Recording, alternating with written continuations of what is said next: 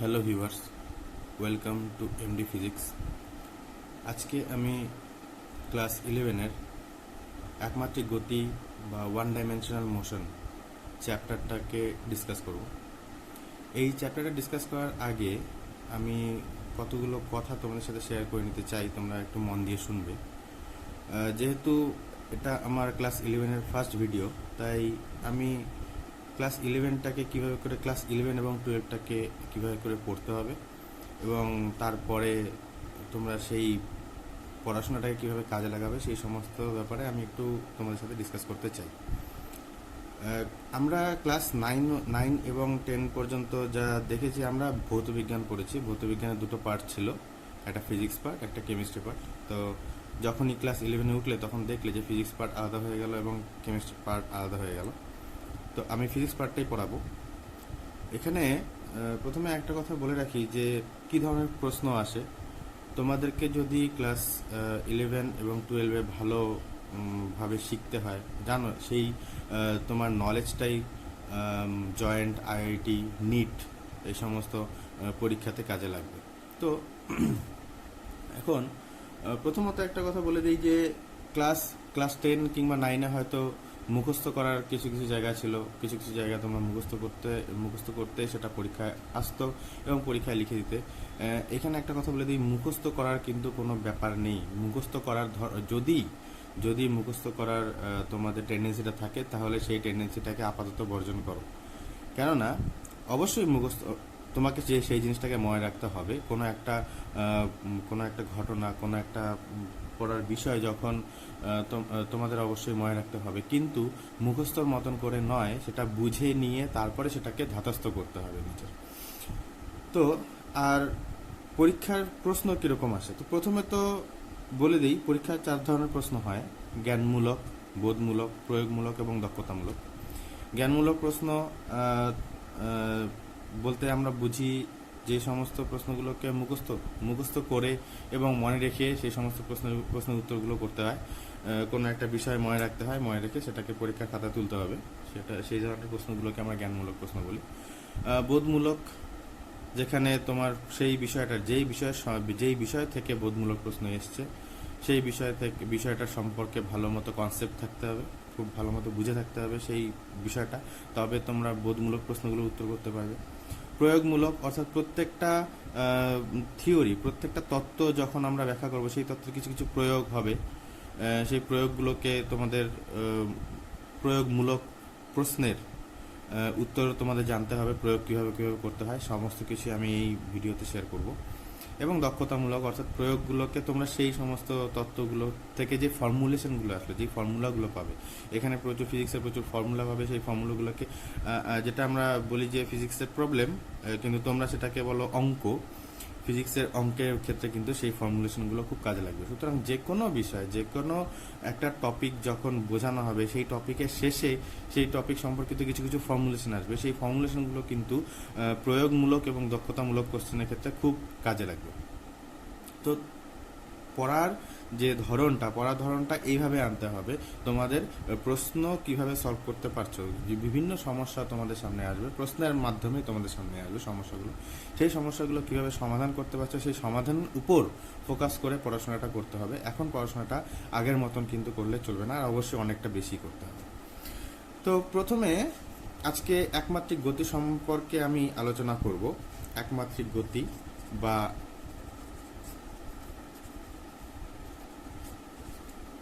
One dimensional motion.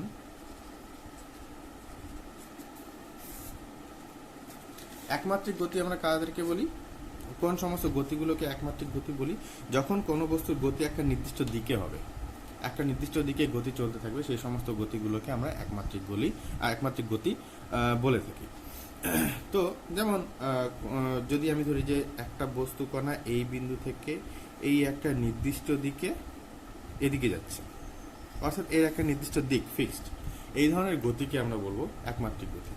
এখন সেই নির্দিষ্ট দিক যে কোনো দিকে হতে পারে, তার জন্য যে কোনো দিকে হলে আমাদের ক্যালকুলেশনের অসুবিধা হতে পারে। আমাদের ক্যালকুলেশনের সুবিধার জন্য সেই সমস্ত দিকগুলোকে আমরা কোনো একটা সেই সমস্ত দিক এবং সেই সমস্ত দিকের মেজারমেন্ট সে সমস্ত দিকে যে পরিমাপ দিকে কতটা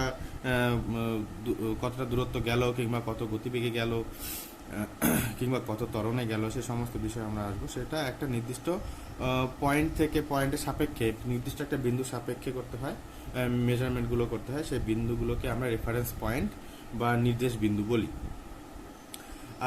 এবং এই বিন্দুর জায়গায় যদি কোনো বস্তুকে ধরি, যে এই বস্তুর সাপেক্ষে আমরা সেই বস্তুর দূরত্বকে, সেই বস্তু করার গতির দূরত্বকে মেজারমেন্ট করছি, তবে সেই বস্তুটা হবে আমাদের কাছে নির্দেশতন্ত্র। নির্দেশতন্ত্রের ডিটেল আলোচনা আমি এই চ্যাপ্টারে করব না। আমি নির্দেশতন্ত্রের ডিটেল আলোচনা, নিউটনের গতিসূত্র যে চ্যাপ্টার, সেই চ্যাপ্টার আমি পরে করব। আপাতত আমি এই চ্যাপ্টারে এই সমস্ত কথায় আসছি না। প্রথমত আমি গতিতে আসি। গতীয় প্রকৃতি কত রকমের হয়।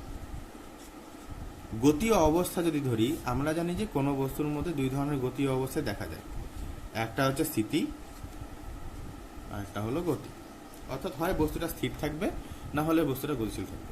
সময়ের সাপেক্ষে যদি কোনো একটা বস্তু স্থান পরিবর্তন না করে, তাহলে আমি ওই বস্তুর গতীয় অবস্থাটাকে বলবো স্থিতি বা স্থিতিশীল অবস্থা। আর যদি সেই বস্তুটা, কোনো একটা বস্তু সময়ের সাপেক্ষে স্থান পরিবর্তন করতে থাকে, তাহলে আমরা বলবো যে সেই বস্তুটা গতিতে আছে। এখন স্থিতি ও গতি সম্পর্কিত তিনটে রাশি সম্পর্কে তোমরা অলরেডি ক্লাস 9-এ জেনেছো। এখানে একটা কথা বলি, এই একমাত্রিক গতি চ্যাপ্টারটা তোমরা আরো ভালোভাবে বুঝতে পারবে যদি ক্লাস 9-এর বলবিদ্যার যে প্রথম অংশটা, বলবিদ্যার যে প্রথম পার্টটা, যেখানে সরণ, বেগ এবং ত্বরণ সম্পর্কে বলা আছে, সেই পার্টটা যদি তোমরা ভালো মতো পড়ো, তাহলে এই চ্যাপ্টারটা বুঝতে আরো সহজ হবে তোমাদের। তো আমি যদিও সেই বিষয়গুলোকে আবার ব্যাখ্যা করব, আবার বলবো। প্রথমে আসি, যখন স্থিতিশীল থাকলে, স্থিতিশীলের ক্ষেত্রে কোনো আলোচনা এখানে আমরা করব না, স্থিতি অবস্থার কোনো আলোচনা আমরা করব না। আমরা গতীয় অবস্থার আলোচনাটাই করব, এবং একটা নির্দিষ্ট দিকে গতীয় অবস্থার আলোচনাগুলোই করব। তার জন্যই এই চ্যাপ্টারটার নাম একমাত্রিক গতি। তো প্রথমে আমি গতিতে আসি। গতি আমরা জানি দুই রকমের হয়, একটা হচ্ছে চলন আর একটা ঘূর্ণন। চলন কাকে বলছি? যে কোনো বস্তু সময় সাপেক্ষে যখন একটা নির্দিষ্ট দিকে সরবে, নির্দিষ্ট দিকে একটা নির্দিষ্ট দূরত্ব সরবে, এই ধরনের গতিকে বলি আমরা চলন। মানে ধরলাম এই ব্লকটা এখান থেকে এই পর্যন্ত সরলো, এই পয়েন্ট থেকে এই পয়েন্ট অবধি ব্লকটা সরলো, তাহলে আমি বলবো এখানে বস্তুটার চলন হয়েছে। আর ঘূর্ণন কাকে বলছি? যখন কোনো বস্তু কোনো একটা নির্দিষ্ট স্থানে শুধুমাত্র ঘুরবে, এরকম একটা নির্দিষ্ট স্থানে, ধরলাম এই একটা চাকতি কিংবা একটা বল একটা নির্দিষ্ট স্থানে ওই বলটা স্পিন করছে, ঘুরছে, নিজের অক্ষের চারিদিকে ঘুরছে, তখন আমরা বলি সেই গতিটাকে বলি আমরা ঘূর্ণন। এখন আমরা জানি যদি এই বলটাকে ঘুরতে ঘুরতে আমি তলের উপরে ছাড়ি, তখন বলটা ঘুরবেও, তার সঙ্গে সঙ্গে বলটা সামনের দিকেও যাবে। এই ধরনের গতিগুলোকে, অর্থাৎ এই গতিতে দেখো ঘূর্ণনও হচ্ছে, আবার তার সঙ্গে সঙ্গে একটা নির্দিষ্ট দূরত্ব সরছে, মানে চলনও হচ্ছে। ঘূর্ণন এবং চলন দুটো মিলে যে গতিটা হয় সেটাকে আমরা বলি মিশ্র গতি। তো ঘূর্ণন এবং চলন উভয় হতে পারে। আমরা তবুও এখানে ঘূর্ণনটাকে আপাতত কনসিডারেশনে আনবো না, কারণ ঘূর্ণনের জন্য আমাদের একটা সেপারেট চ্যাপ্টারই পড়তে হবে। আমরা এখানে শুধুমাত্র চলন এবং চলন গতিটাকেই এখানে চিন্তা করব। চলন গতিতে প্রথমেই যেটা আমাদেরকে জানতে হয়, যে রাশিটাকে আমাদের জানতে হয়, যেহেতু একটা নির্দিষ্ট দিকে বলছি, সরণ বা ডিসপ্লেসমেন্ট।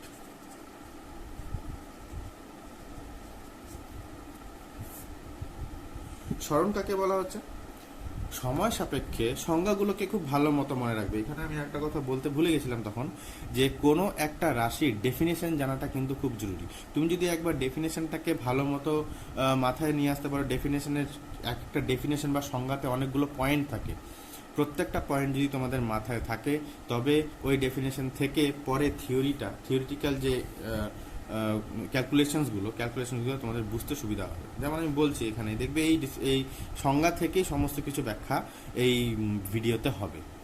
প্রথমে আমি সরণের সংজ্ঞাতে আসছি। সরণ কাকে বলেছে?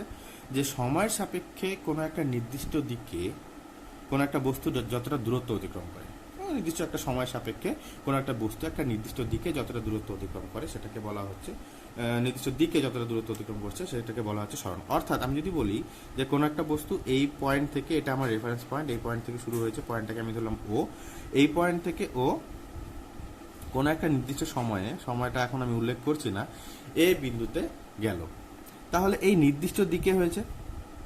অর্থাৎ এই যে নির্দিষ্ট দিকের যে দূরত্বটা, এই দূরত্বটাকেই বলছি আমরা ওই বস্তু কণার সরণ। এখানে বস্তুর গতিকে আমরা বস্তু কণার গতি হিসাবে চিন্তা করব, যদিও এখানে বস্তু গতি যদি আমরা বস্তু কণা হিসাবে চিন্তা করি সেক্ষেত্রে আমাদের ক্যালকুলেশনে কোনো রকম সমস্যা দাঁড়াবে না, কিংবা আমাদের কনসেপ্টও সেরকম কোনো রকম উল্টোপাল্টা হবে না।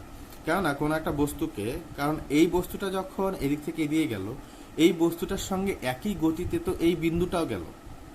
অর্থাৎ কোনো একটা বস্তুর গতি কিংবা ওই বস্তুর মধ্যে কোনো একটা বিন্দুর গতি যদি একই রকম হয়, তবে সেই বস্তুটার গতিকে ওই বিন্দুটার গতি দিয়ে রিপ্লেস করা যেতে পারে। অর্থাৎ সেই পুরো বস্তুটার জায়গায় আমি শুধু বিন্দুটার গতি চিন্তা করতে পারি, যেমন এখানে হয়েছে। এখানে তুমি লক্ষ্য করবে, যখন তোমরা একটা জিনিস লক্ষ্য করো, যখন একটা বস্তু ঘুরতে মিশ্র গতি হচ্ছে, আমি ধরলাম কোনো একটা বস্তুর মধ্যে মিশ্র গতি হচ্ছে, এর বাইরের যত সমস্ত পয়েন্টগুলো কিন্তু ঘুরতে থাকবে। আমি পার্টিকুলার এইখানকার একটা পয়েন্টের কথা চিন্তা করি, পয়েন্টটা কিন্তু ঘুরতে থাকবে। অর্থাৎ পয়েন্টটা কিন্তু সময় সাপেক্ষে কিন্তু ওর জায়গা পরিবর্তন হয়ে থাকবে, এই মধ্যেই তার সঙ্গে সঙ্গে পয়েন্টটা সরণ হবে।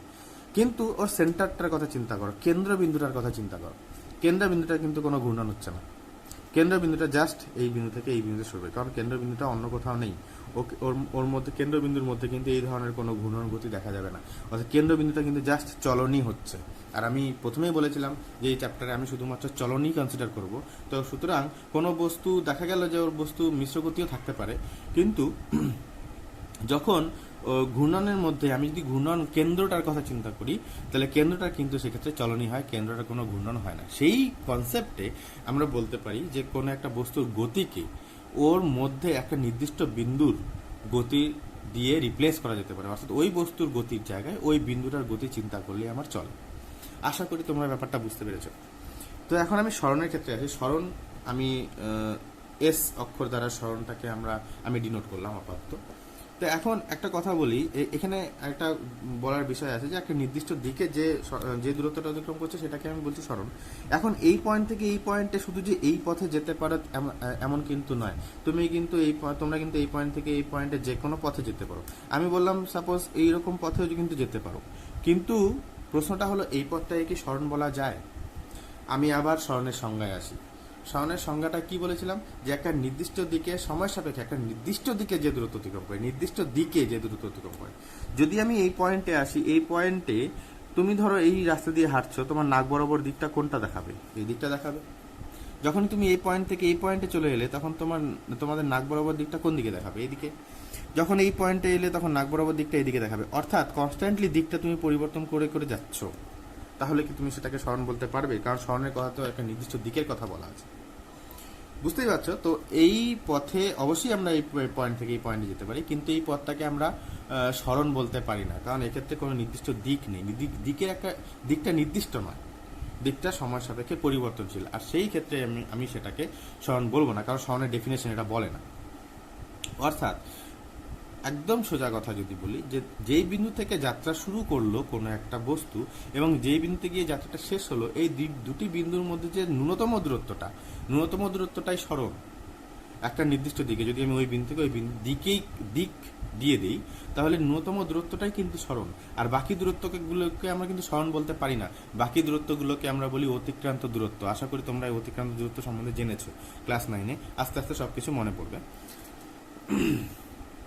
তো যেটা আমি বললাম যে এই দূরত্বটাকে বলা হয় সরণ। তাহলে সরণের সংজ্ঞাটা আরেকবার বলে দিই, সময় সাপেক্ষে একটা নির্দিষ্ট দিকে কোনো একটা বস্তু সময় সাপেক্ষে যতটা দূরত্ব অতিক্রম করে, একটা নির্দিষ্ট দিকে কোনো একটা বস্তু সময় সাপেক্ষে যে দূরত্ব অতিক্রম করে তাকেই বলি আমরা সরণ। এখন এই সরণ হতে একটা সময় লাগে। ধরলাম এই সরণ হতে সময় লেগেছে টি, এই সরণের সময় লেগেছে টি। এখন আমি সরণের থেকে বেগের সংজ্ঞায় আসব। বেগ বা ভেলোসিটি।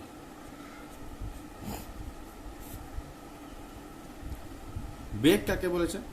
সময়ের সাপেক্ষে সরণের হারকে বলা হয় বেগ। সময় সাপেক্ষে সরণের হার অর্থাৎ একক সময়ে যে পরিমাণ সরণ হলো তাকে বলা হয় বেগ।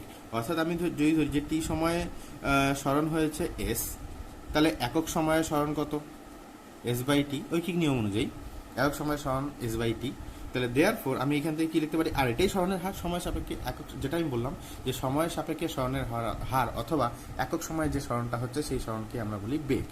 দেয়ার ফোর এখানে বেগ বা ভেলোসিটি, যেটাকে আমরা ভি দিয়ে বলি, ইজ ইকুয়াল টু কত আসছে? এস বাই টি।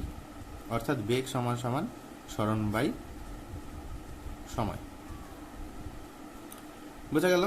তাহলে v is equal to s by t or s is equal to কি? ভিটি।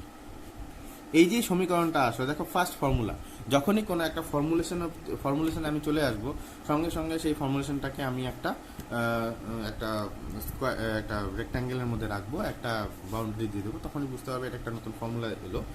ফর্মুলেশনের মধ্যে আমরা আসলাম। আমি যেটা বলেছিলাম যে প্রথমে ফর্মুলেশনটা খুব দরকার অঙ্ক বা প্রবলেম, ফিজিক্সের প্রবলেমগুলোর জন্য, যেটা ফিজিক্সের অঙ্ক বলো তোমরা, যেটা আমি একটু আগে বলছিলাম, সেগুলো ফর্মুলাগুলো, সেই প্রবলেমগুলো সমাধান করার জন্য এই ফর্মুলেশনটা খুব দরকার। এখন এই ফর্মুলাটাকে আমরা কোন কোন ক্ষেত্রে ইউজ করতে পারবো? প্রথমে বলে দিই, বেগ কিন্তু সবসময় কোনো একটা বস্তু ধ্রুবক নাও থাকতে পারে। আমরা জানি, আমরা যখন গাড়িতে করে এক জায়গা থেকে অন্য জায়গায় যাই, তখন সেক্ষেত্রে দেখা যায় যে গাড়ির বেগ সময় সাপেক্ষে মাঝে মাঝে বাড়ে, মাঝে মাঝে কমে, মাঝে মাঝে গাড়িটা থামেও। তো সেক্ষেত্রে বেগ কিন্তু পরিবর্তনশীল হতে পারে। কিন্তু এই সমীকরণটার ক্ষেত্রে বেগের একটা নির্দিষ্ট ভ্যালু, এখানে বেগের পরিবর্তনটা কিন্তু আমরা দেখছি না, এখানে বেগের একটাই মান রাখছি কি? ভি। অর্থাৎ এই সমীকরণটা আমরা কখন ইউজ করতে পারবো? যখন বস্তুটার বেগ ধ্রুবক থাকবে। অন্য ভাষায় বস্তুর বেগ ধ্রুবক থাকে কি আমরা বলি সমবেগে থাকা। সমবেগে গতির সমীকরণ, এটাকে একমাত্রিক গতির সমীকরণ 1 নম্বর দিয়ে লেখা হয়। একমাত্রিক গতির সমীকরণ 1 নম্বর সমীকরণ। এই সমীকরণটা শুধুমাত্র সমবেগের ক্ষেত্রেই খাটছে। এখন বেগের সঙ্গে সঙ্গে আরেকটা রাশি আছে। বেগের ধারণাটা তোমরা জানলে এবং বেগের সঙ্গে সরণের কি সম্পর্ক সেটাও তোমরা জানলে। সরণের এখানে অবশ্যই বেগের সঙ্গে অতিক্রান্ত দূরত্বের সম্পর্ক নয়, কারণ বেগও যেহেতু সরণ ভেক্টর রাশি, তাহলে বেগ যেহেতু সরণ বাই সময়, তাহলে বেগ অবশ্যই ভেক্টর রাশি। এখন নেক্সট একটা টপিক কি আসে, সেটা হলো দ্রুতি বা স্পিড। দ্রুতি কাকে বলেছে? সময় সাপেক্ষে অতিক্রান্ত দূরত্বের হারকে বলা হয় দ্রুতি। অর্থাৎ আমি যদি ধরি যে এই পয়েন্ট থেকে এই পয়েন্টে আমি এই পথে যাইনি, এই পয়েন্ট থেকে এই পয়েন্টে আমরা এই পথে গেছি। যদি আমি এই পথে গিয়ে থাকি, তাহলে আমার অবশ্যই টি এর থেকে একটু বেশি সময় লাগবে, কারণ পথটা বড়। তো সেই সময়কে যদি আমরা, এই দূরত্বটাকে যদি সেই সময় দিয়ে ভাগ করি, তাহলে আমরা পাবো দ্রুতি। তার মানে একক সময়ে অতিক্রান্ত দূরত্বের হার। এখানে কিন্তু একবার বলেনি দ্রুতির সংজ্ঞাতে যে একক সময় সরণের হার, একক সময় অতিক্রান্ত দূরত্বের হারকে বলা হয় দ্রুতি। অর্থাৎ একক সময় কতটা দূরত্ব অতিক্রম করলো সেটাকে বলি আমরা দ্রুতি। ধরলাম এই দূরত্ব যেতে টি ড্যাশ সময় লেগেছে, আমি ধরলাম টি ড্যাশ সময় লেগেছে, টি উপরে একটা প্রাইম, সাপোজ আমি জাস্ট নোটেশন করলাম এটা। তো এখানে দ্রুতিটা কত হবে? যদি আমি এই দূরত্বটাকে যদি ধরি যে ও এ, তো আমি ধরলাম B C D, O B C D, O B C D A, এই পথটাকে যদি ধরি, এই পথের দৈর্ঘ্য আর তাকে সময় দিয়ে ভাগ করলে আমরা দ্রুতি পাচ্ছি। সুতরাং দ্রুতি সমান সমান O B C D A by কত সময় লেগেছে? T dash. অর্থাৎ যেটাকে আমরা বলতে পারি যে অতিক্রান্ত দূরত্ব বাই সময়। অতিক্রান্ত দূরত্বকে যদি আমরা সময় দিয়ে ভাগ করি, তাহলে আমরা পাবো দ্রুতি। কিন্তু বেগ আর দ্রুতির একটা সিমিলারিটি আছে। সিমিলারিটিগুলো কিরকম? যদি আমি বেগের একক দেখতে চাই, বেগের এককটা কি হবে? বেগ যেহেতু সরণ বাই সময়, তাহলে বেগের একক ও সরণের একক বাই সময়ের একক হবে। এখন সরণ মানে কি? অবশ্যই দূরত্ব। সরণের একক তাহলে কি হবে? দূরত্বের একক কি হবে? এখন দূরত্বের দুই ধরনের একক হতে পারে, সেন্টিমিটার অথবা মিটার। তাহলে বেগের দুটো একক হবে, সেন্টিমিটার প্রতি সেকেন্ড, কারণ সময়টা নিচে আছে, তাহলে প্রতি সেকেন্ড, অথবা মিটার প্রতি সেকেন্ড, এটা আসবে বেগের একক। তাহলে অতিক্রান্ত দূরত্বেরও কিন্তু একক সেম আসা উচিত, সেন্টিমিটার প্রতি সেকেন্ড বা মিটার প্রতি সেকেন্ড। আমি দুটো এককে আনছি, এটা একটা এসআই সিজিএস এককে, একটা এসআই এককে। তো দ্রুতি আর বেগের একক আর মাত্রা কিন্তু সেম। মাত্রা যদি ধরি, বেগের মাত্রাটা কত, মাত্রাকে সবসময় থার্ড ব্র্যাকেটে লেখা হয়। বেগের মাত্রাটা কত হবে, স্মরণের মাত্রা বাই সময়ের মাত্রা।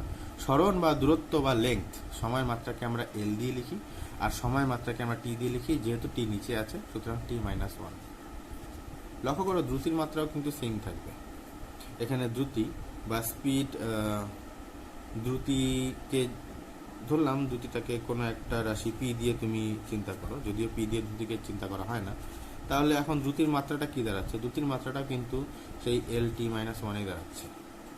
তাহলে বেগ আর দ্রুতি কিন্তু একই ভৌত রাশি, একই ধরনের ভৌত রাশি, কিন্তু একই ভৌত রাশি নয়। একই ভৌত রাশি কথাটা কিন্তু ভুল। একই ভৌত রাশি কেন নয়? কারণ বেগের ক্ষেত্রে তুমি স্মরণটাকে নিয়ে আসছো, আর দ্রুতির ক্ষেত্রে তুমি অতিক্রান্ত দূরত্বটাকে নিয়ে আসছো। এখন স্মরণ, যেটা আমি বললাম, স্মরণ একটা নির্দিষ্ট দিকে থাকে, স্মরণ একটা ভেক্টর রাশি, কারণ স্মরণের একটা নির্দিষ্ট দিক আছে, তার জন্য বেগটা কি, বেগ ভেক্টর রাশি। কিন্তু দ্রুতি অতিক্রান্ত দূরত্ব কিন্তু কোনো একটা নির্দিষ্ট দিক নেই, সুতরাং এটা কিন্তু ভেক্টর রাশি নয়, সুতরাং দ্রুতিও কিন্তু ভেক্টর রাশি নয়। এই বেগ আর দ্রুতির মধ্যে এটাই একটা বেসিক পার্থক্য, যে বেগ আসলে ভেক্টর রাশি কিন্তু দ্রুতি স্কেলার রাশি। এই গেল বেগ আর দ্রুতির গল্পটা। এখন আমরা নেক্সটে আসবো ত্বরণে, বা ত্বরণ বা মন্দন বলছি, ত্বরণ বা মন্দন, অ্যাক্সিলারেশন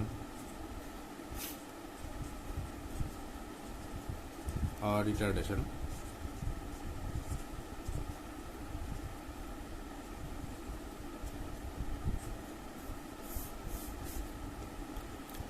ত্বরণকে বলি আমরা অ্যাক্সিলারেশন, আর মন্দনকে বলি আমরা রিটার্ডেশন। তো ত্বরণ কিংবা মন্দনের সংজ্ঞাটা কি, যেটা বললাম ডেফিনেশন আগে জানতে হবে। সংজ্ঞা, ত্বরণ কিংবা মন্দনের সংজ্ঞাটা এরকম: কোনো বস্তুর বেগ পরিবর্তনের হারকে বলা হয় ত্বরণ কিংবা মন্দন। বেগ পরিবর্তনের হার, তার মানে বেগ পরিবর্তন হচ্ছে। তো ধরলাম কোনো একটা সময়ে যখন তুমি টাইম ক্যালকুলেট করা শুরু করেছো, কোনো একটা সময় কোনো একটা বস্তুর বেগ ছিল ইউ, এইটাকে বলি আমরা প্রাথমিক বেগ, বস্তুর প্রাথমিক বেগ আমি ধরলাম ইউ। কোনো একটা টি সময় ধরে তুমি দেখলে বেগটা কিরকম বাড়লো। টি সময় পরে ধরলাম অন্তিম বেগ, টি সময় পরে বেগ যেটাকে বলা হবে সেটাকে আমি অন্তিম বেগ হিসাবে বলছি। টি সময় পরে বেগ আসছে ভি, অন্তিম বেগটা আসছে ভি। তাহলে বেগ পরিবর্তন কতটা আসছে, তুমি যে সময় ক্যালকুলেট করলে, তোমার ক্যালকুলেশনের যে সময়টা, সেই সময়ের মধ্যে বেগ কতটা পরিবর্তন হয়েছে, অন্তিম মাইনাস প্রাথমিক, ভি মাইনাস ইউ। আগে যতটা ছিল, পরে যতটা হলো, এবং আগে যতটা ছিল, পরে যতটা হলো তার থেকে আগে যতটা ছিল সেটা যদি বাদ দাও, তবেই তুমি বেগের সেই রাশিটার পরিবর্তন পাচ্ছ। এখানে আমি বেগের পরিবর্তনটা জানতে চাচ্ছি। তো অন্তিম বেগ মাইনাস প্রাথমিক বেগ, তাহলে অন্তিম বেগ থেকে প্রাথমিক বেগ বাদ দিলে আমরা কি পাচ্ছি, বেগের পরিবর্তন। আবার ত্বরণ কিংবা মন্দনের সংজ্ঞায় আসে, একটু আগে যেটা বললাম যে বেগ পরিবর্তনের হারকে বলা হয় ত্বরণ কিংবা মন্দন। দেয়ারফর ত্বরণ বা মন্দন এ দিয়ে লিখি, আর দিয়ে লিখবো না, আবার এ দিয়ে আমরা লিখি ত্বরণ কিংবা মন্দনকে। তাহলে কি, বেগ পরিবর্তনের হার, অর্থাৎ একক সময়ে কতটা বেগ পরিবর্তন হলো। টি সময়ে বেগ পরিবর্তন হয়েছিল ভি মাইনাস ইউ, তাহলে একক সময়ে বেগ পরিবর্তন কত, ভি মাইনাস ইউ বাই টি। এখন এখান থেকে দেখো ত্বরণ আর মন্দনের ক্লাসিফিকেশন আমরা করতে পারবো। যদি ভি গ্রেটার দেন ইউ হয়, ভি গ্রেটার দেন ইউ মানে এটা কি, ভি ইউ এর থেকে বেশি, তার মানে টি সময় পরে বেগটা বেড়েছে, বেগটা কমেনি। অর্থাৎ অন্তিম বেগ যদি বেশি হয়, বেগ বৃদ্ধি পাচ্ছে। ভি গ্রেটার দেন যদি ইউ হয়, তাহলে এটা এখানে এ যেটা আসলো সেটা কিন্তু পজিটিভ আসলো, এটাকে বলি আমরা ত্বরণ। এ যদি পজিটিভ আসে, অর্থাৎ সময় সাপেক্ষে যদি বেগ বৃদ্ধি পায়, তবে আমরা তাকে বলি ত্বরণ। আদারওয়াইজ যদি ভি লেস দেন ইউ হয়, লক্ষ্য করো এই সমীকরণের মধ্যে যদি ভিটা ইউ এর থেকে ছোট, তাহলে এই বিয়োগ ফলটা কি ঋণাত্মক আসবে, কারণ ভিটা যেহেতু ইউ এর থেকে ছোট, তাহলে বিয়োগ করলে কি আসবে, ঋণাত্মক কি আসবে, কারণ ইউ এর সাইনটা এখানে বড় হয়ে যাচ্ছে, এটা ঋণাত্মক চলে আসছে। এ ঋণাত্মক চলে আসা মানে এটা কি? এখন ভি লেস দেন ইউ কখন হবে? তাহলেই দেখো কনসেপ্ট এখান থেকে চলে আসে, ভি লেস দেন ইউ কখন হবে? যখন অন্তিম বেগটা কমবে, প্রাথমিক বেগটা বেশি থাকবে। মানে আগে বেগ কম ছিল, সময় সাপেক্ষে বেগ কমেছে, অর্থাৎ বস্তুটা আস্তে আস্তে থামছে। এই অবস্থায় কিন্তু ভি লেস দেন ইউ হচ্ছে। আর আগের অবস্থাটা কি? ত্বরণ যখন বেগটা আগে কম ছিল, পরে বেশি হচ্ছে, অর্থাৎ বস্তু সময় সাপেক্ষে বেগটা বাড়ছে, অর্থাৎ বস্তুটা আরো গতিশীল, আরো বেশি গতিতে গতিশীল হচ্ছে। এই অবস্থাটাকে বলি আমরা ত্বরণ। এবং যখন বস্তুটা থামতে থাকে, ওই অবস্থাটাকে বলি আমরা মন্দন বা রিটার্ডেশন। বুঝা গেল ব্যাপারটা? তো ত্বরণ আর মন্দনের এটাই ক্লাসিফিকেশন, যে ত্বরণ, এই জন্যই ত্বরণকে মন্দনকে কিন্তু ঋণাত্মক ত্বরণ বলা হয়।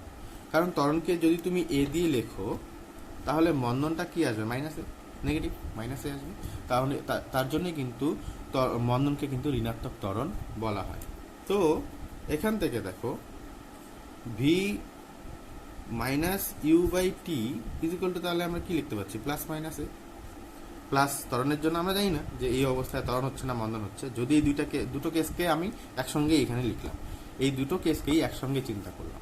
যখন আমি অঙ্ক করতে থাকবো, সেই অঙ্কের যে কেসগুলো আসবে, অঙ্কের অবস্থার ক্ষেত্রে সেটা আমি বুঝতে পারবো যে এটা প্লাস না মাইনাস। অঙ্কের ক্ষেত্রে যদি দেখা যায় যে অঙ্ক করতে গিয়ে যদি অঙ্কে বলা থাকে, প্রবলেমগুলো যদি বলা থাকে যে সময় সাপেক্ষে বেগ বাড়ছে, তাহলে অবশ্যই ত্বরণ, তাহলে প্লাস বসাতে হবে।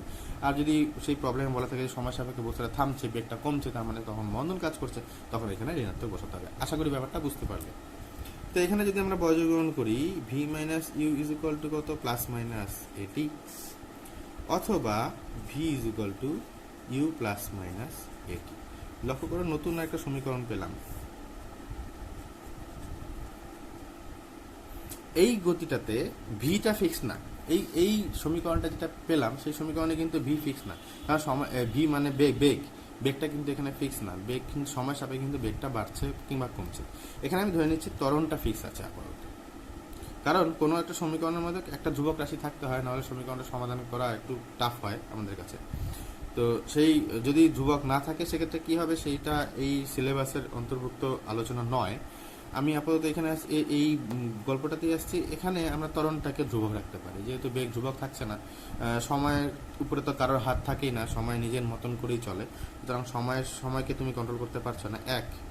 যদি তুমি ত্বরণ কিংবা মন্দনটাকে কন্ট্রোল করতে পারো, তাহলে সেক্ষেত্রে ত্বরণ কিংবা মন্দন তোমাদের কাছে ধ্রুবক থাকছে। এটা হচ্ছে সমত্বরণে গতি। এটাকে বলতে পারি আমরা সমত্বরণে, বা যেহেতু মাইনাসও আছে, সমমন্দনে গতি। আর এটা আমার ওয়ান ডাইমেনশনাল মোশন, অর্থাৎ একমাত্রিক গতির দ্বিতীয় সমীকরণ। এটা আমি পেলাম একমাত্রিক গতির দ্বিতীয় সমীকরণ আমার পুরো কনসেপ্ট থেকে। এখন একমাত্রিক গতির আমি তৃতীয় সমীকরণে আসবো। তৃতীয় সমীকরণে আসার আগে আমি একটা প্রশ্ন এখানে রাখতে চাই। প্রশ্নটা এরকম, যে যখন বেগটা ধ্রুবক ছিল, আমি আগে আলোচনা করেছিলাম, যখন বেগটা ধ্রুবক ছিল তখন তো আমরা সরণটাকে সিম্পলি সরণ is equal two beg into সময় বা এস ইজ ইকুয়াল টু ভিটির মধ্যে বসিয়ে আমরা বের করতে পারবো। যদি বেগটা ধ্রুবক না থাকে, সেক্ষেত্রে আমরা সরণটা কিভাবে বের করব? কারণ যখনই আমরা সরণ is equal two beg into সময় বসাবো, তখন বেগের যে কোনো একটা মান তো আমাকে বসাতে হবে। এখন আমি বেগের কোন মান বসাবো? কারণ এখানে সময় সাপেক্ষে বেগের মান পরিবর্তন হচ্ছে দেখছি। এ সমস্ত ক্ষেত্রে আমরা গড় বেগ নিই। গড় বেগ, কারণ আমরা জানি কোনো একটা রাশি পরিবর্তনশীল হলেও তার গড় মানটা কোনো সময় পরিবর্তন হয় না সাধারণত। তো সেক্ষেত্রে আমরা গড় বেগটাকে বসানোর আগে আমরা সময়টাকে ফিক্স করে নেব, অর্থাৎ কতটুকু সময়ের মধ্যে আমরা চিন্তা করছি।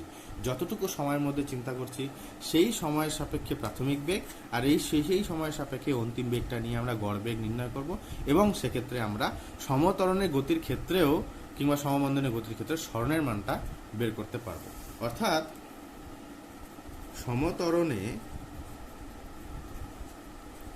বা সমমন্দনে গতি হচ্ছে, সরণটা আমরা কিভাবে পাচ্ছি? সরণ এস ইকুয়াল টু কি হবে? আমরা জানি, একটু আগে দেখলাম যে সরণ সমান সমান বেগ ইন্টু সময়। এখানে বেগ ইন্টু সময় হবে না, এখানে হবে গড় বেগ ইন্টু সময়। কতটুকু সময়ের মধ্যে আমাকে গড় করতে হবে? যতটুকু সময়ের মধ্যে আমি ক্যালকুলেশনটা করছি যেমন এখানে শুরুতে আমি টি সময় ক্যালকুলেশন করছি, টি সার্টেন একটা টাইম, যে কোনো টাইম হতে পারে, কিন্তু তোমার সাপেক্ষে এটা সার্টেন একটা টাইম, সেটা তুমি ঠিক করবে যে এটা টাইমটা কত।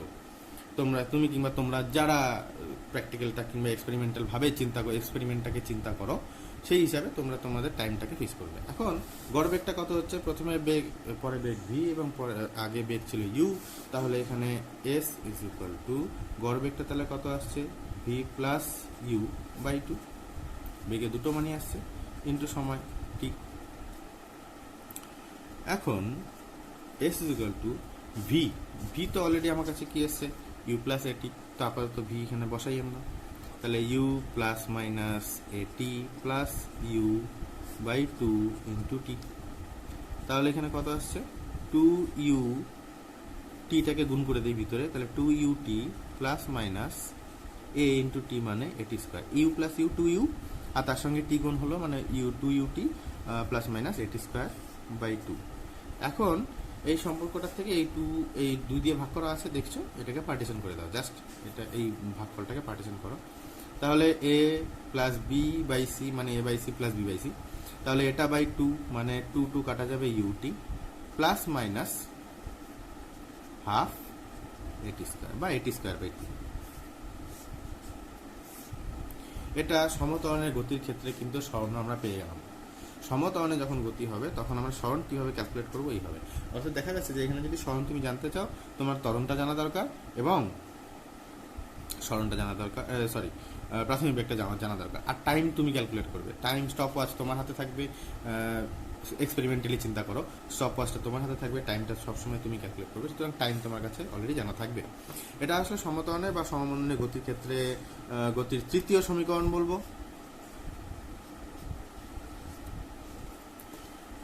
এখন সমত্বরণে কিংবা সমমন্দনে গতির আমরা পরের সমীকরণটা দেখব। এখন অলরেডি আমাদের কাছে যে সমীকরণগুলো এসছে, একটা সমীকরণ আমি লিখি, v is equal to u plus minus at. এখন এই সমীকরণটাকে দুই পাশে বর্গ করো, উভয় পাশে বর্গ করে দাও, তাহলে v square is equal to u plus minus at তার হোল স্কোয়ার, মানে a plus b whole square অথবা a minus b whole square. যদি a plus b whole square করো তাহলে টু এ বিটা প্লাসই থাকে, আর যদি a minus b whole square করো তাহলে টু এ বিটা মাইনাস থাকে, তাহলে এখানে টু এ বির আগে প্লাস মাইনাস আসবে, বুঝতেই পারছো তোমরা। তাহলে v square is equal to, এখানে যদি আমরা করি a square, a plus b whole square formula ভাঙাই, তাহলে a square plus b square plus বা মাইনাস টু এ বি, তাহলে এই সমীকরণটা আমার কাছে আসছে। তো তাহলে v square is equal to u square plus, এখান থেকে টু এ কমন নাও, এই দুটো অংশ থেকেই two a common now, plus minus two a common now. Plus minus two a common নেওয়া মানে তুমি প্লাস মাইনাসটাকে নিচ্ছ, তাহলে এর ঘাড়ে এখন প্লাস মাইনাসটা পড়বে।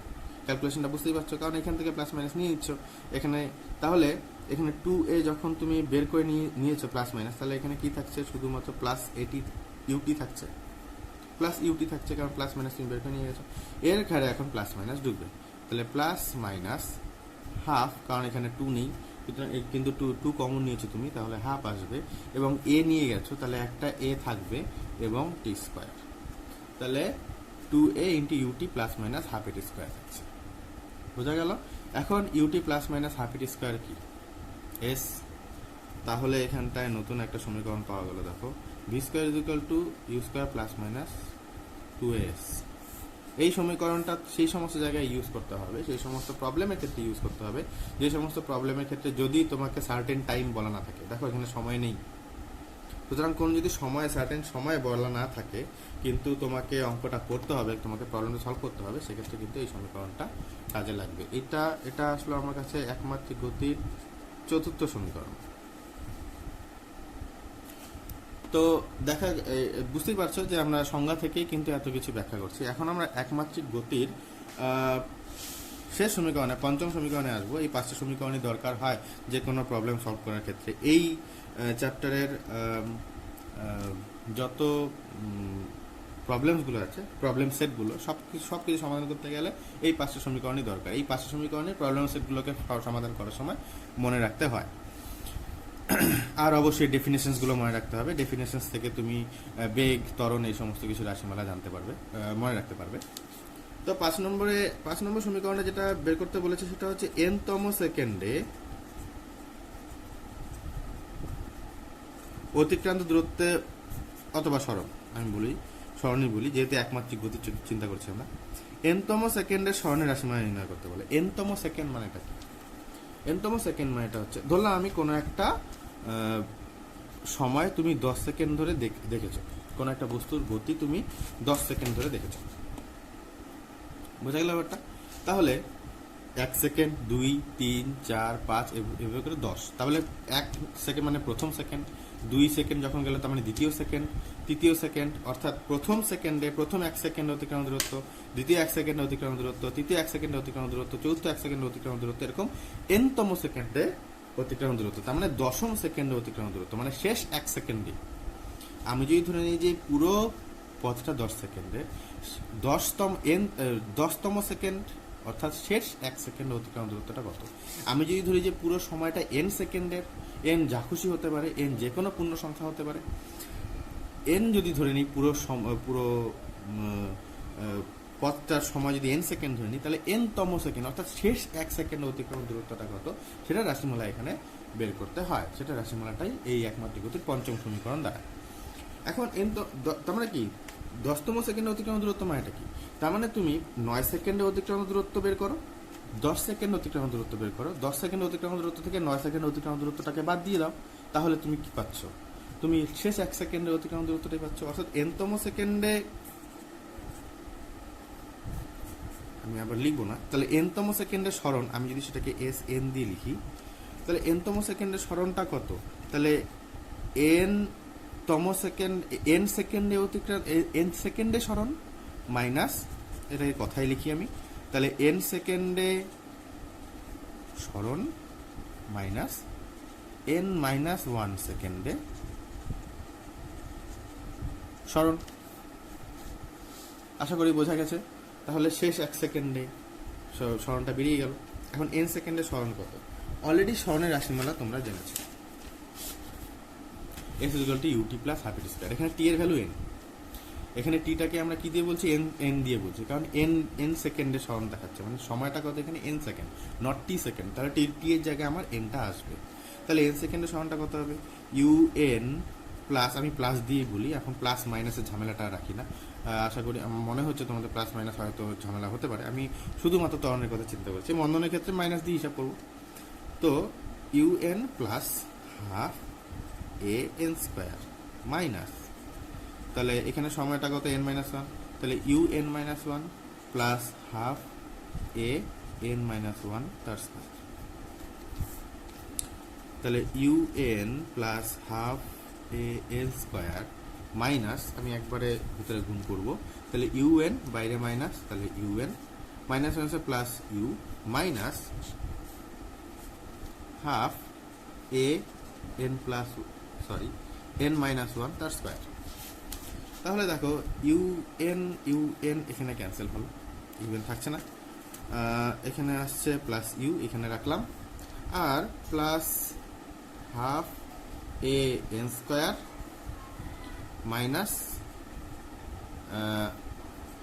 n² মাইনাস n-1 তার হোল স্কয়ার। হাফ a যদি কমন নিই এটার থেকে, আর এটার থেকে যদি আমি হাফ a কমন নিই, তাহলে ভিতরে থাকছে n² মাইনাস n-1 তার whole square is equal to u plus half a, তাহলে n² minus 1 plus 2n, a plus b whole square সূত্র ভাঙালাম, তাহলে n² এখানে ক্যান্সেল হলো। তাহলে n-তম সেকেন্ডে অতিক্রম দূরত্বটা কত আসছে, অথবা n-তম সেকেন্ডে সরণটা কত আসছে? u plus half a into 2n-1। তাহলে যদি ত্বরণ থাকে তাহলে এটা প্লাস, তাহলে এখানে প্লাস বসবে, আর যদি মন্দন হয় তাহলে এই নেগেটিভ হয়ে যাবে, তাহলে এখানটা মাইনাস বসবে। তাহলে n-তম সেকেন্ডে অতিক্রম দূরত্বের অথবা সরণের রাশিমালা পাওয়া গেল Sn = u plus half a into 2n-1। আশা করি তোমাদের এই সমীকরণগুলো যে প্রমাণগুলো তোমাদের মাথায় এসছে ভালো মতো, মাথায় ঢুকেছে ভালো মতো। আর এগুলো তোমরা অবশ্যই বাড়িতে প্র্যাকটিস করবে। বাড়িতে প্র্যাকটিস করলে নিজের হাতে এই প্রমাণগুলো করা প্র্যাকটিস করবে, তাহলে তোমাদের ব্যাপারগুলো আরও ক্লিয়ার হয়ে যাবে এবং ভবিষ্যতে আর কোনোদিন ভুলবে না। এখন এই সমীকরণগুলিরই আমরা লেখচিত্রের সাহায্যে সমাধানটা দেখব। তার আগে আমাকে লেখচিত্রটা জানতে হবে। প্রধানত আমাদের যেহেতু সমবেগ এবং সমত্বরণের কথা চিন্তা করছে এখানে, প্রথম সমীকরণটা সমবেগে ছিল এবং পরের সমীকরণটা সমত্বরণে ছিল। আমাদের প্রধানত সরলরেখার সমীকরণ এবং কিভাবে আসে এবং সরলরেখার লেখচিত্রটা কীরকম হয় সেটা আমাকে জানতে হয়। তো প্রথমত আমি যদি ধরে নিই যে আমি সরলরেখার সমীকরণই দেখতে যাচ্ছি, যে আমি একটা লেখচিত্র আঁকবো, সেক্ষেত্রে লেখচিত্রের সরলরেখাই আঁকবো। ধরলাম এইভাবে একটা সরলরেখা গেছে, এরকমভাবে একটা সরলরেখা গেছে। এই সরলরেখাটার সমীকরণ আমি নির্ণয় করতে চাচ্ছি। এটা ধরলাম আমরা এক্স অক্ষ, এটা ওয়াই অক্ষ, জেড অক্ষ নিচ্ছি না, আমরা এই প্লেনের মধ্যে রাখছি। এই সরলরেখাটার সমীকরণ আমি নির্ণয় করতে চাই। ধরলাম এই সরলরেখার উপরে একটা বিন্দু এক্স ওয়াই, এক্স আর ওয়াই এর মধ্যে যে সম্পর্কটা আসবে সেই সম্পর্কটাই আমার কাছে সরলরেখার সমীকরণ হবে। এখন এক্স আর ওয়াই এর মধ্যে কি সম্পর্কটা দাঁড়াবে? এখন এক্স কতটুকু আর ওয়াই কতটুকু, আমরা যদি এখান থেকে একটা এক্স অক্ষের উপর একটা লম্ব টানি, তাহলে এই বিন্দুটার স্থানাঙ্ক কত? এক্স। আর এই বিন্দু থেকে যদি আমরা এই ওয়াই অক্ষের উপর একটা লম্ব টানি, তাহলে এই বিন্দুর স্থানাঙ্ক ওয়াই। এভাবে করে আমরা যাই, যে কোনো একটা পয়েন্টে যখন আমরা যাই তখন আমরা এক্স বরাবর এক্স দূরত্ব এবং ওয়াই বরাবর ওয়াই দূরত্ব গিয়েই আমরা এক্স ওয়াই বিন্দুতে পৌঁছাই। আমি এইখান থেকে জাস্ট এই পয়েন্ট থেকে আমি একটা এই সরলরেখাটার উপরে একটা লম্ব টানতে চাচ্ছি। আর আমি এই এক্স অক্ষটাকে নেগেটিভ দিকে একটু বর্ধিত করলাম, আর এই সরলরেখাটাকে আমি একটু বাড়িয়ে নিয়ে এখানে ছেদ করলাম। এখানে একটা অ্যাঙ্গেল আসে, আর অনুরূপ কোণ হিসাবে এই অ্যাঙ্গেলটা আর এই অ্যাঙ্গেলটা সমান, কারণ এইটা যেহেতু এই সরলরেখার উপর লম্ব, তাহলে এই সরলরেখাটা এক্স এর সঙ্গে সমান্তরাল। তাহলে এক্স এর সঙ্গে যদি সমান্তরাল হয় আর এটা ছেদক, তাহলে এই কোণটা আর এই কোণটা পরস্পর সমান হবে। তাহলে এখন এতটুকু ওয়াই ইজ ইকুয়াল টু কত? এতটুকু তো ওয়াই ইজ ইকুয়াল টু এতটুক প্লাস এতটুক। এখন ধরলাম ও ওয়াই অক্ষকে সাপোজ কোনো একটা পয়েন্ট সিতে ছেদ করেছে, তাহলে এতটুকু দূরত্ব কত? সি। এতটুকু দৈর্ঘ্য কত? সি। তাহলে এক্স এর আমি এখানে ও পয়েন্ট দিলাম, ও এ, এটা ধরলাম আমি বি, ও সি বি ডি, এটা ধরলাম আমি এ, এই পয়েন্টটাকে ধরলাম আমি এ। তাহলে এখানে ওয়াই ইজ ইকুয়াল টু কত? ওয়াই স্থানাঙ্কটা কত? এই টোটাল, অর্থাৎ বিডি প্লাস এডি। এখন বিডি প্লাস এডি কত? এডি তো সি। এখন আমি বিডি দেখতে যাচ্ছি, বিডিটা কত? এই কোণের যে ট্যানজেন্টটা, ট্যান থিটা, সেটাকে আমরা এম দিয়ে লিখি। এই কোণটাকে বলা হয় সরলরেখার নতি। নতি কিন্তু সবসময় এক্স অক্ষের সাপেক্ষে কোণটাই, কোনো সময় কিন্তু ওয়াই অক্ষের সাপেক্ষে কোণটাকে তোমরা নতি বলে ভুল করবে না। এক্স অক্ষের সাপেক্ষে যে এক্স অক্ষের সঙ্গে যে কোণটা করে সেই কোণটাকে বলা হয় সরলরেখার নতি। তো এখানে কোণটা কত আসছে? কোণটা আসছে BD by CD, tan theta is equal to কত? সেই কোণের যে ট্যানজেন্ট, সেই কোণের ট্যানজেন্টটাকে বলা হয় নতি। এক্স অক্ষের সঙ্গে যে কোণটা করে সরলরেখাটা, সেই সরলরেখার যে সেই কোণের যে ট্যানজেন্টটা হয়, সেই ট্যানজেন্টটাকে বলা হয় সেই সরলরেখার নতি। এখন নতিটাকে আমরা এম দিয়ে লিখি, আর যে কোনো সরলরেখার ক্ষেত্রে, একটা নির্দিষ্ট সরলরেখার ক্ষেত্রে নতিটা ফিক্স থাকে। সুতরাং এখানে এই সরলরেখাটার জন্য এই এমটা fixed. M is equal to কত? লম্ব বাই ভূমি, tan theta is equal to লম্ব বাই ভূমি আমরা জানি, তাহলে বিডি বাই সিডি। তাহলে দেয়ারফর, তাহলে এম ইজ ইকুয়াল টু কি? BD by CD. এম মানে tan theta, tan theta is equal to BD by CD. Therefore BD is equal to কত আসছে? M into CD. M into CD কেন করলাম? দেখো CD is equal two x, সিডির দৈর্ঘ্য আর এক্সের দৈর্ঘ্য সমান। তাহলে এখানটা কি লিখতে পারি? M x. তাহলে এই ভ্যালুটাকে যদি আমি এখানে পুট করি, তাহলে দেখা যাচ্ছে যে ওয়াই ইজ ইকুয়াল টু বিডির জায়গায় কি আসছে? M x. এটা আসলে আমার কাছে সরলরেখার সমীকরণ।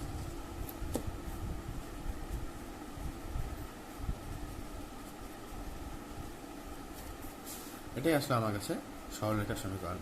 দেখতে পাচ্ছ যে সরলরেখার সমীকরণটা আমরা কোনো কার্ভের, সরলরেখা হতে পারে, বৃত্ত হতে পারে, অধিবৃত্ত হতে পারে, উপবৃত্ত হতে পারে, পরাবৃত্ত হতে পারে, 5 ধরনের কার্ভ তোমরা ম্যাথমেটিক্সে পড়বে, স্থানাঙ্ক জ্যামিতিতে ম্যাথমেটিক্সের।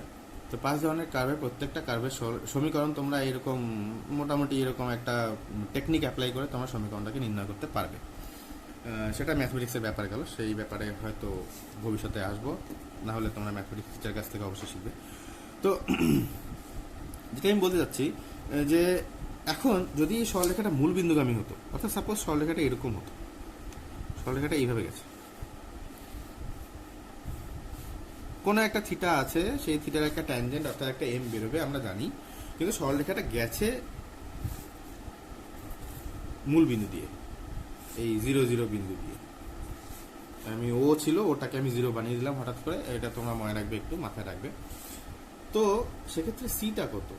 তাহলে মূল বিন্দুগামী সরলরেখার ক্ষেত্রে সিটা কত? 0, কিন্তু সিটা কত আসছে? 0 আসছে। তাহলে এই সমীকরণের মধ্যে সিটা থাকছে না, তাহলে শুধু আসছে কি y = mx। এটা আসছে এই মূল বিন্দুগামী সরলরেখার সমীকরণ। আশা করি সরলরেখার সমীকরণটা কীভাবে নির্ণয় করতে হয় এবং এ তো তোমরা জানলে, যদিও এটা তোমাদের ম্যাথমেটিক্সের জন্য বেশি ইম্পর্টেন্ট, ফিজিক্সের জন্য সেরকমভাবে ইম্পর্টেন্ট নয়। এখন ফিজিক্সের যেই পার্টটা ইম্পর্টেন্ট, আমি সেই পার্টটা দেখাতে চাচ্ছি।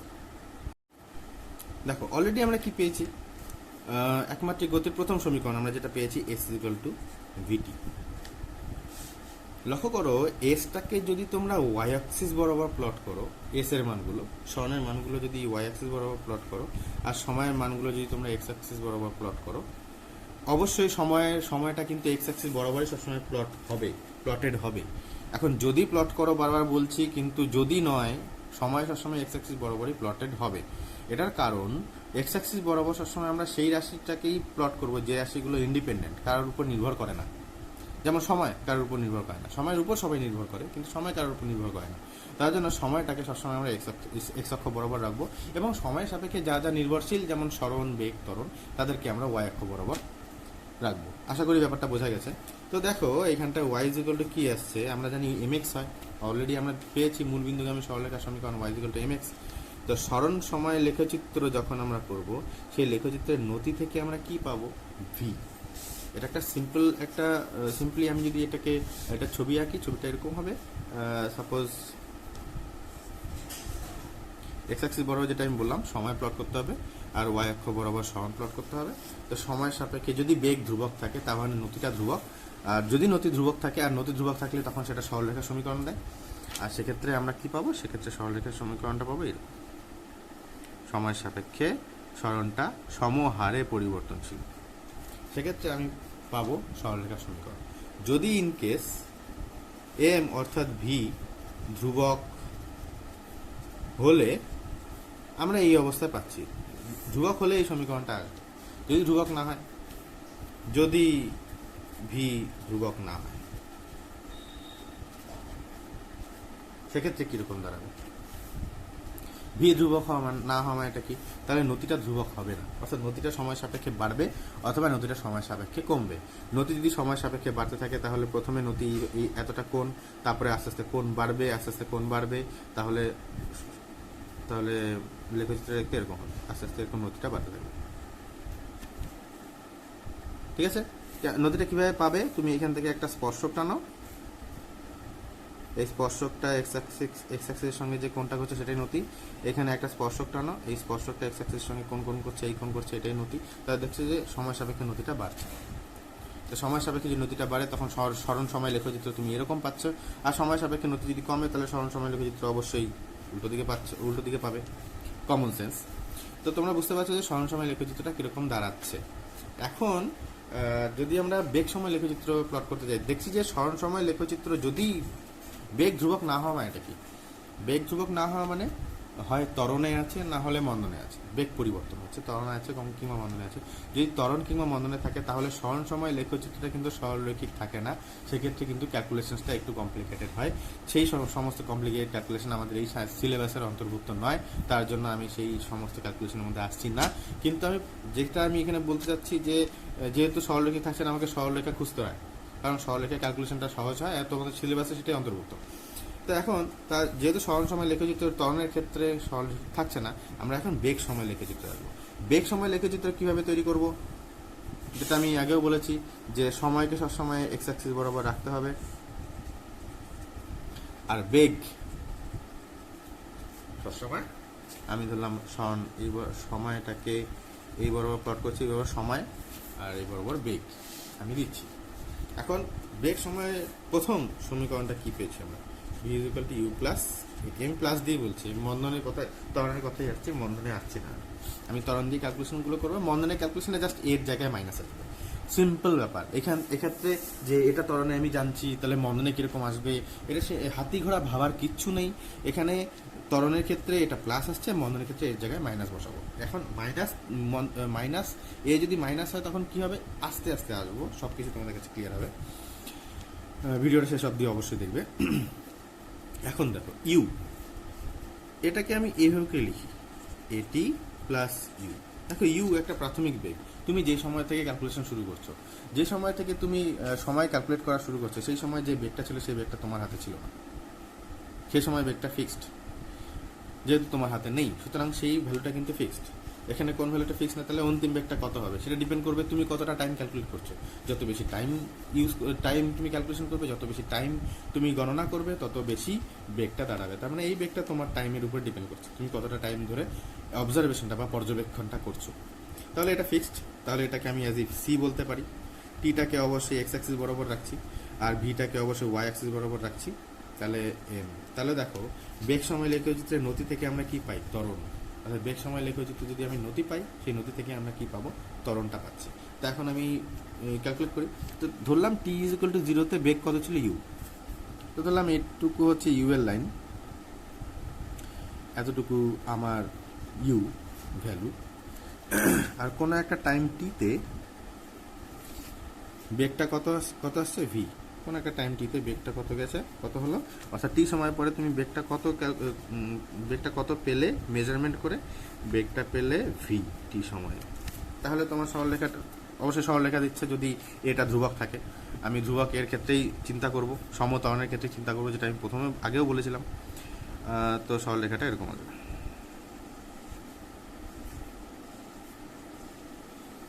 ক্লিয়ার? তো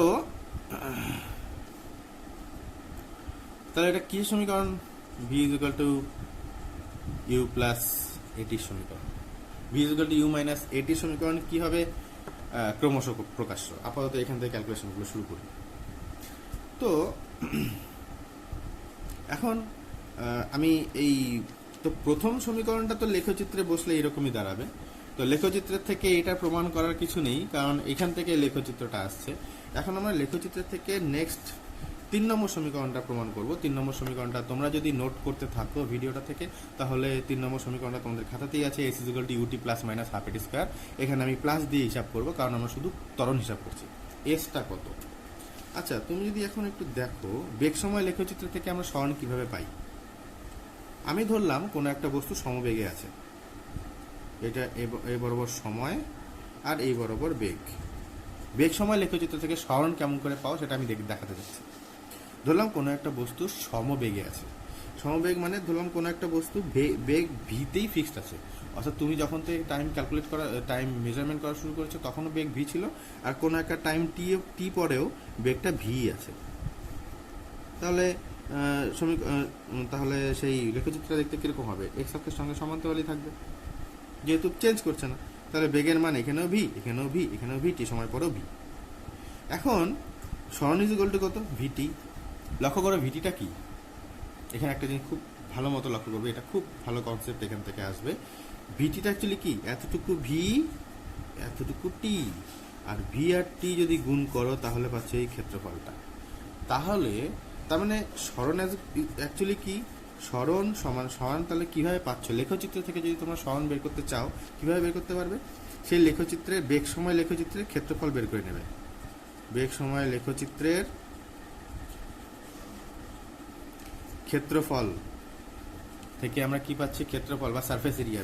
বেগ সময় লেখচিত্র ভেলোসিটি টাইম গ্রাফ যেটা আসছে সেটার যে এই সারফেস এরিয়াটা আসবে, সেই এরিয়াটা কোন দিক থেকে, এক্স অ্যাক্সিসের সঙ্গে। এক্স অ্যাক্সিসের সঙ্গে একটা নির্দিষ্ট টাইমে যে এরিয়াটা ও কভার করলো, যে সার্ফেস এরিয়াটা তৈরি হলো, সেই সার্ফেস এরিয়াটাকে যদি বের করতে পারো, ক্ষেত্রফলটাকে যদি বের করতে পারো, তাহলে তোমরা কি পাচ্ছ? সরণ পাচ্ছ।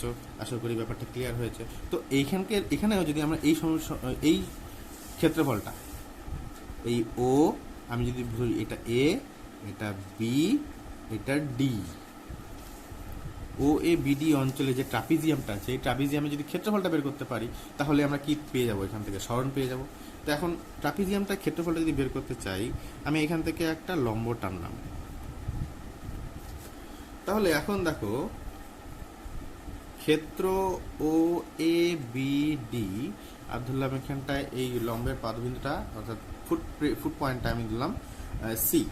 তাহলে এখানে দুটো ক্ষেত্র আছে, একটা হচ্ছে ত্রিভুজ এবিসি, আরেকটা হলো আয়তক্ষেত্র, একটা রেক্ট্যাঙ্গেল ও এ সিডি। অর্থাৎ এই ক্ষেত্রফলটা আর এই ক্ষেত্রফলটা দুটো যদি যোগ করো, তাহলে তো পুরো ক্ষেত্রফলটা পাচ্ছ। ক্লিয়ার? আর এই ক্ষেত্রফলটা কি দেবে আমাকে? এই ক্ষেত্রটাই আমাকে কি দেবে? সরণ এস দিচ্ছে। কত সময়ে সরণ দিচ্ছে? অবশ্যই টি সময়ে সরণ দিচ্ছে। টি সময় পরে কতটা সরণ হচ্ছে সেটাই। আশা করি বোঝা গেছে।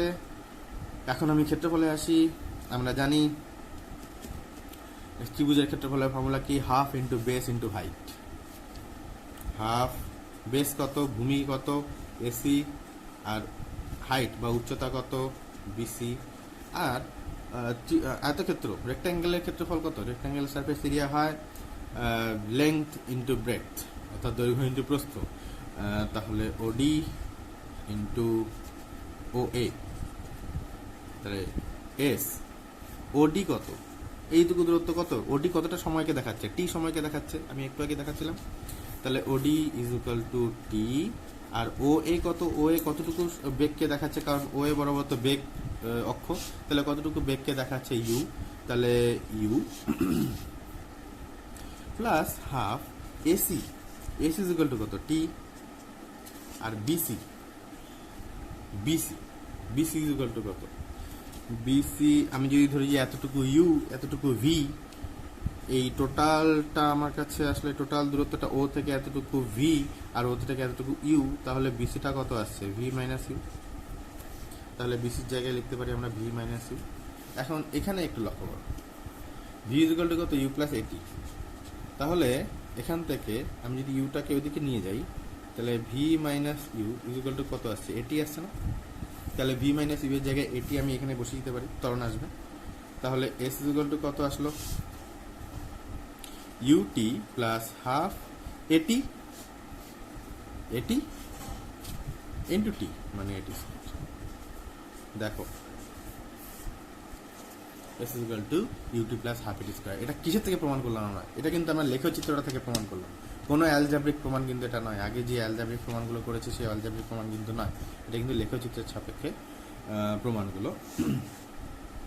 এখন একটা সিম্পল কোশ্চেন যেটা হয়তো তোমাদের মনে তখন এসেছিল, যে যদি মন্দন হয় তবে বেগ সময় লেখচিত্রটা কীরকম হবে? তাহলে বেগ, বারবার এখানে টি লিখে দিচ্ছি, এখানে সময় হবে এদিকটায়, আর কোনো একটা সময় টিতে।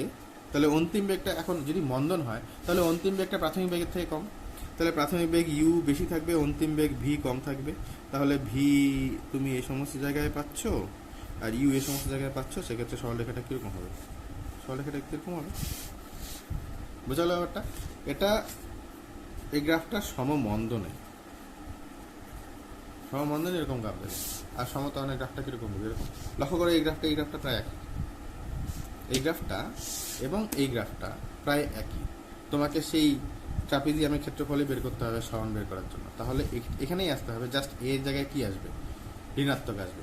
এটা তোমাদের বাড়ির কাজ থাকলো। এই লেখচিত্র থেকে যেটা আমি প্রমাণটা করলাম, সেই প্রমাণটা তোমরা এই লেখচিত্র থেকে করবে। আশা করি ক্ষেত্রফল বের করতে পারলে তোমরা এই প্রমাণটা করতে পারবে। দেখবে যে এখানে প্রমাণটা করার সময় এখানে একটা ঋণাত্মক আসবে, মাইনাস আসবে, এখানে একটা মাইনাস আসবে। বোঝা গেল ব্যাপারটা? ক্লিয়ার? তো এখন এই সমীকরণ থেকে s equal to ut plus half at square, অর্থাৎ যেটা আমি বললাম যে এইখানটায় একমাত্রিক গতির 3 নম্বর সমীকরণটাতে আমরা প্রমাণ করতে পারলাম। এখন আমরা 4 নম্বর সমীকরণটার প্রমাণে আসব। সেটা হলো v square is equal to u square plus 2s। এখন সেই সমীকরণটা একটু প্রমাণে আমি আসি। তো যেটা আমি এখানে দেখলাম, এই যে সরলরেখাটা এখান থেকে আমি কি পাচ্ছি, এই সরলরেখাটার নতি কি দিচ্ছে আমাকে, অর্থাৎ tan theta m, tan theta m থেকে এম কি পাচ্ছি, v minus u by t, আর v minus u by t মানে এ আসবে, অর্থাৎ নতি থেকে আমরা কি পাচ্ছি, বেগ সময় লেখচিত্রের নতি থেকে আমরা কি পাচ্ছি, ত্বরণ পাচ্ছি, আর সরণ সময় লেখচিত্রের নতি থেকে আমরা পেতাম ভি, বেগ। তো বোঝা গেল ব্যাপারটা, সরণ সময় লেখচিত্রের নতি থেকে আমরা বেগ পাবো, এবং বেগ সময় লেখচিত্রের নতি থেকে আমরা পাবো ত্বরণ। যদি সমতরণ থাকে তাহলে সরলরেখা, যদি সমতরণ না থাকে সেক্ষেত্রে সরলরেখা হবে না। আমরা আপাতত সরলরেখার উপরেই ইন্টারেস্টেড যখন ত্বরণটা ধ্রুবক থাকছে। তো এখন তাহলে আমরা এস ইকুয়াল টু কি, s equal to O A BD ট্রাপিজিয়ামের ক্ষেত্রফল।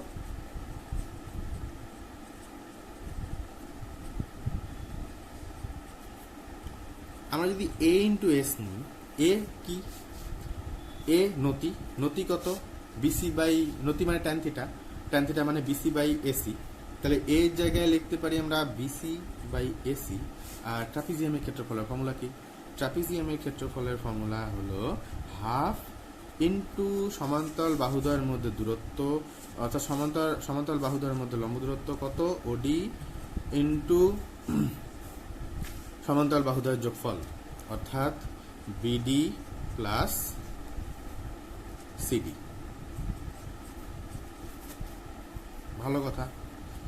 এখন দেখো ওডি আর এসি কিন্তু সেম জিনিস। হ্যাঁ, ওডি, এই দেখো ওডি আর এসি একই, তাহলে ওডি আর এসি যেহেতু সেম জিনিস, তাহলে ওডি আর এসি ক্যান্সেল হতে পারে। আচ্ছা, বিসি ইন্টু হাফ। আচ্ছা, বিডিটা কত,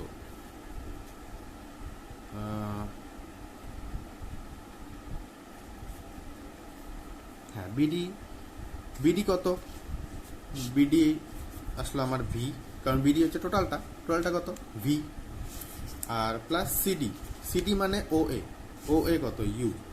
আচ্ছা, তাহলে এ এস, তাহলে যেটা আমি বললাম বিডি ভি, আর সিডি বা ও এ মানে ইউ এখানে বসাবো। বিসিটা কত, বিসি একটু আগে দেখলাম আমরা ভি মাইনাস ইউ, তাহলে বিসি এর জায়গায় আমরা ভি মাইনাস ইউ বসাবো। তাহলে half into v minus u into v plus u, হাফটাকে ওদিকে গুণ করলে কত আসলো, ভি স্কোয়ার।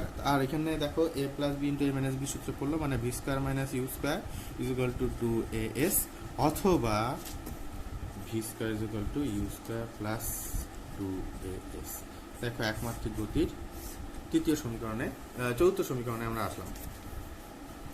এখন এই সেম জিনিস যখন তুমি এখান থেকে ক্যালকুলেট করতে যাবে, তখন এখানে একটা নেগেটিভ আসবে। এটা তোমাদের বাড়ির কাজ থাকলে তোমরা এটা এখান থেকে ক্যালকুলেশন করে দেখে নিতে পারো, তাহলে তোমাদের প্র্যাকটিস করা হয়ে যাবে। তাহলে দেখো একমাত্রিক গতির আমরা 4 নম্বর সমীকরণেও আসলাম। 5 নম্বর সমীকরণটা অবশ্যই s equal to s n তম সেকেন্ড অতিক্রম দূরত্ব is equal to u plus half a, যদি আমি ত্বরণ চিন্তা করি, ইন্টু 2n-1, এই সমীকরণের প্রমাণটা আমাদেরকে 5 নম্বর সমীকরণে করতে হচ্ছে। তো এই প্রমাণটা তোমরা কিভাবে করবে, যেটা আমি বললাম যে তোমাকে লেখচিত্র থেকেই আসতে হবে, বেগ সময় লেখচিত্র থেকেই আসতে হবে। তো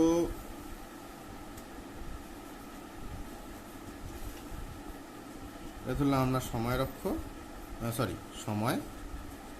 আর বেগ, আর লেখচিত্রটা কিরকম, ত্বরণের ক্ষেত্রে লেখচিত্রটা এরকমই আসবে জানো। এখন ধরলাম n-তম সেকেন্ড অতিক্রম দূরত্ব মানেটা কি, তাহলে n+1-তম সেকেন্ড অতিক্রম দূরত্ব থেকে n-তম সেকেন্ড অতিক্রম দূরত্বটাকে যদি তোমরা বাদ দাও, তাহলে তোমরা কি পাচ্ছ, তোমরা n-তম সেকেন্ডে অতিক্রম দূরত্বটা পাচ্ছ, মানে n-1 সেকেন্ড অতিক্রম দূরত্ব, অর্থাৎ n-1 সেকেন্ডের সরণ আর n সেকেন্ডের সরণ, এই দুটোকে এর থেকে যদি n সেকেন্ডের সরণটাকে বাদ দাও, তাহলেই তোমরা পাচ্ছ। এখন n সেকেন্ডে ধরলাম এটা n সেকেন্ডে আমার সরণটা কতটা কিভাবে পাবো, এই পুরো ক্ষেত্রফলটাকে আমরা নির্ণয় করব। তাহলে n সেকেন্ডে অতিক্রম দূরত্ব কত, n সেকেন্ডে সরণ ও এ বি, এটা ধরলাম আমি ডি। এন সেকেন্ডের সরণটা কত হচ্ছে? এন সেকেন্ডের সরণটা তাহলে এটা ও এ বি ডি ট্রাপিজিয়ামের ক্ষেত্রফল। আর তার থেকে n মাইনাস ওয়ান সেকেন্ডের সরণটাকে তোমরা বাদ দেবে। ধরলাম n মাইনাস ওয়ান সেকেন্ডে n মাইনাস ওয়ান সময় n মাইনাস ওয়ান আর একটু আগে থাকবে, কম থাকবে, তো n মাইনাস ওয়ান সেকেন্ডের সরণটা কীভাবে পাবে? তাহলে n মাইনাস ওয়ান সেকেন্ডের সরণটা তাহলে তোমরা কীভাবে পাবে? তখন এই ক্ষেত্রফলটা বের করবে। ধরলাম ডি ই এফ, তাহলে এইখানটা কি হবে? ও এ ই এফ ট্রাপিজিয়ামের ক্ষেত্রফলটা আসবে। তাহলে এনতম সেকেন্ডে সরণটা তাহলে কত আসছে? এনতম সেকেন্ডের সরণটা কি হবে?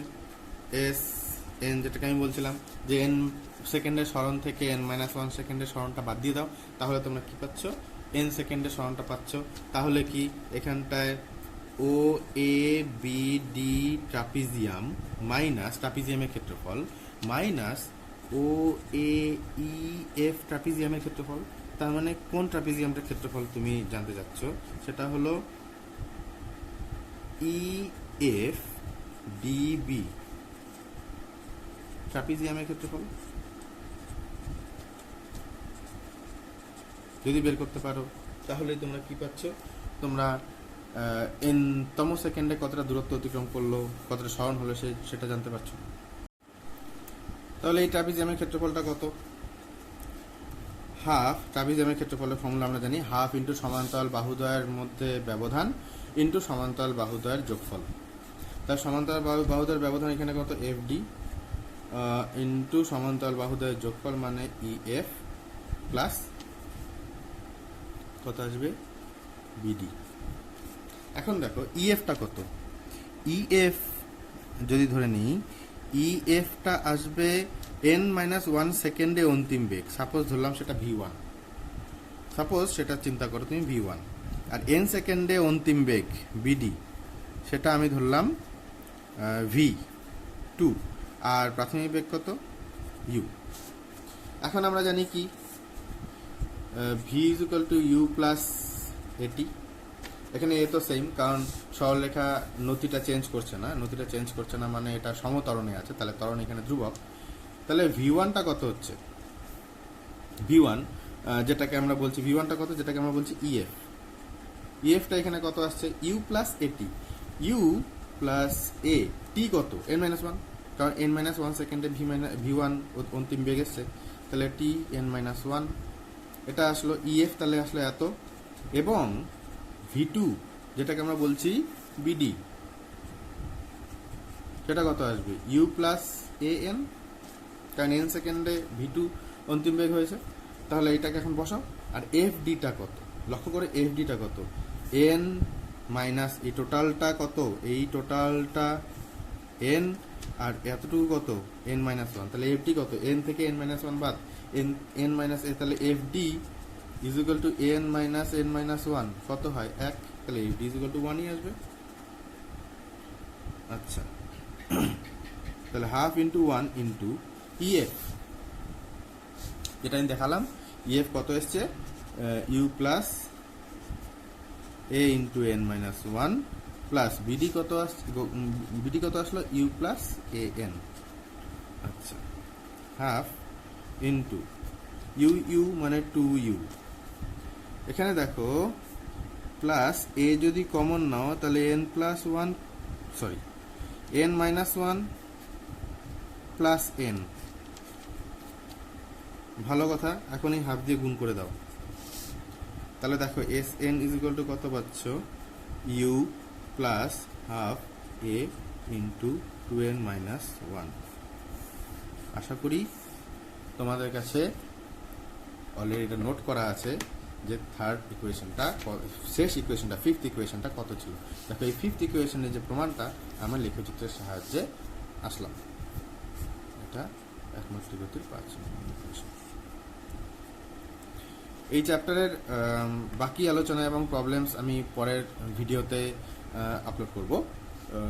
এই পর্যন্ত তোমাদের আশা করি তোমাদের অনেকটাই কনসেপ্ট ক্লিয়ার হয়েছে এবং লেখচিত্রটাকে আমরা কিভাবে ইউজ করছি অঙ্ক করার ক্ষেত্রে, কিভাবে ইউজ করতে হবে ভবিষ্যতে অঙ্ক করার ক্ষেত্রে। অ্যালজাবরাটা তো আমি আগেই দেখালাম, অ্যালজাবরিক প্রসেসটা কিভাবে ইউজ করতে হবে। পরের চ্যাপ্টারে আমরা ক্যালকুলাস সম্পর্কে দেখব, যে এই চ্যাপ্টারটাকে আমরা ক্যালকুলাসের সাপেক্ষে আবার কিভাবে করে নির্ণয় করবো। আফটার অল রেজাল্ট সেমই আসবে, সমস্ত এই পাঁচটা সমীকরণের মতোই থাকবে।